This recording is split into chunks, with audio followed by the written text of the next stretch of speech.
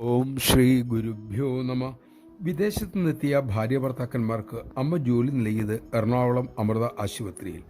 താമസം വള്ളിക്കാവിലും. രാവിലെ 6:30 അവിടെ നിന്ന് പുറപ്പെടും. വൈകിട്ട് 7:45 തിരിച്ചെത്തും. ആദ്യമൊക്കെ പരിഭ്രമം തോന്നി. കാരണം ദീർഘയാത്ര, ജോലി, ആശ്രമത്തിൽ തങ്ങുന്ന 2 മക്കൾ. പക്ഷേ മെല്ലെ മെല്ലെ അതൊക്കെ താളത്തിലായി. ഒരിക്കൽ ദമ്പതിമാരിൽ ഒരാൾ അമ്മയോട് പറഞ്ഞു, അമ്മേ, മക്കളുടെ കാര്യം. അമ്മ അവരെ ഒന്ന് നോക്കി. ആ നോട്ടത്തിൽ ഒരു ചോദ്യമുണ്ടായിരുന്നു, അവർക്കെന്താ ഇപ്പോൾ കുഴപ്പം? പക്ഷെ അമ്മയൊന്നും പറഞ്ഞില്ല. സ്റ്റേജിലേക്കും ഹാളിലേക്കും വിരൽ ചൂണ്ടി അമ്മ മെല്ലെ പറഞ്ഞു, അവർ ഇവിടെയൊക്കെ കഴിഞ്ഞുകൊള്ളും, ഒരു പ്രശ്നവുമില്ല. നമഃശിവായ.